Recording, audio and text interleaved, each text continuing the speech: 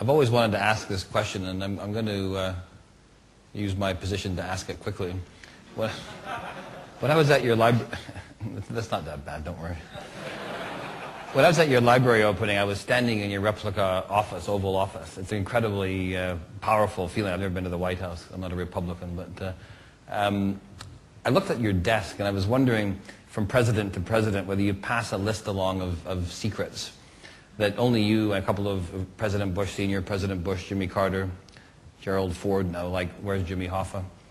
Or what really happened at Roswell. So without giving away any state secrets, is there something we can all look forward to in the future to read about that you know that we don't know that will really make the National Enquirer required reading?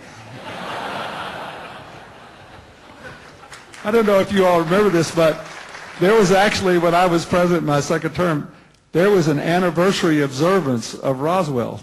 You remember that? Mm-hmm. People came to Roswell, New Mexico from all over the world.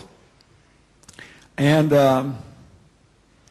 there's also a site in Nevada where people were convinced that the government had buried a UFO and perhaps an alien deep underground because we wouldn't allow anybody to go there. And I could say now, because it's now been released into the public domain, I had so many people in my own administration were convinced that Roswell was a fraud, but this place in Nevada was really serious. There was an alien artifact there. So I actually sent somebody there to figure it out. And it was actually just a secret defense installation, alas, and doing boring work that we just didn't want anybody else to see. So I can't think of that. I'll give you a serious thing, though. I spent a lot of, in 2000, I was able to participate with Tony Blair and representatives of the French, German, Japanese, and Canadian governments in announcing that we had succeeded in sequencing the human genome. And perhaps some of you have investments in all these biotech companies, and now you know we cloned Dolly the sheep, and now apparently they may have cloned a dog, and we were all talking about this. My own view is that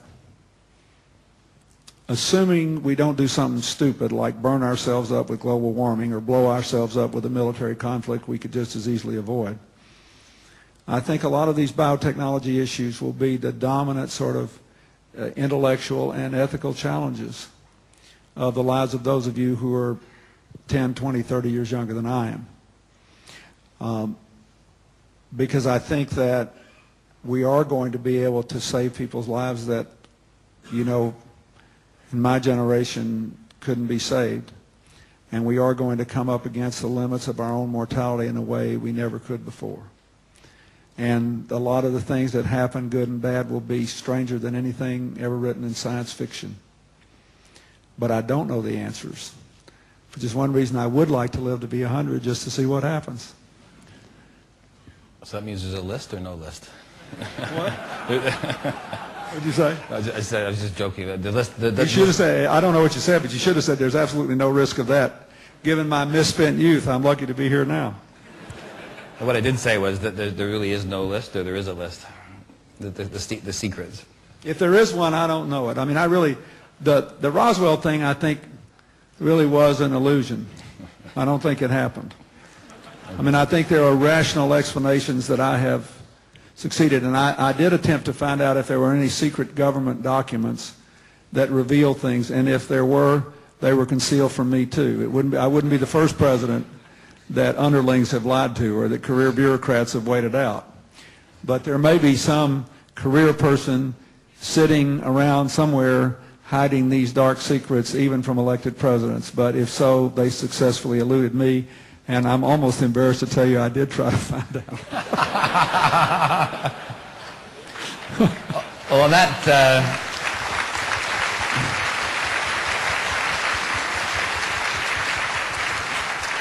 I do believe, by the way, I'll be just as one more flaky, that you can also be flaky when you're out of office.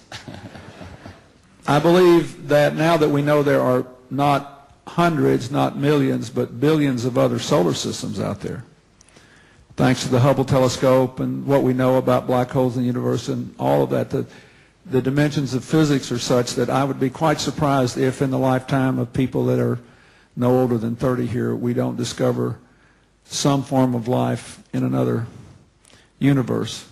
It's pretty clear that there was something approaching elemental life on Mars at one time in the past, based on what we've already discovered there. So I say that only to say this. I hope all of you, wherever you live, will continue to support space exploration. Whether manned or unmanned is not so important, but we have to keep doing that. And I'm afraid that there will be a waning interest in it in the future. I think it's a great mistake. I think we should continue to explore the boundaries of our existence, both into the earth and beyond the skies. When I was president, we discovered in the bottom of the Amazon River, we were just a small part of this, but 2 previously undiscovered forms of marine life so deep in the Amazon that they had never been found in all the efforts of marine biologists. So I think there are lots of interesting discoveries, biological, on Earth, and other discoveries in the heavens that those of you who are younger will get to see unfold. You'll have all kind of problems with them, but on balance it'll be a plus. And it'll make life much more interesting. Well, as usual, 90 Minutes with President Clinton is never dull. It's a really wide range of subjects, and I thank you all very much for participating today. Please join me in welcoming the President, thanking the President for his Thank you very much. speech. Thank you.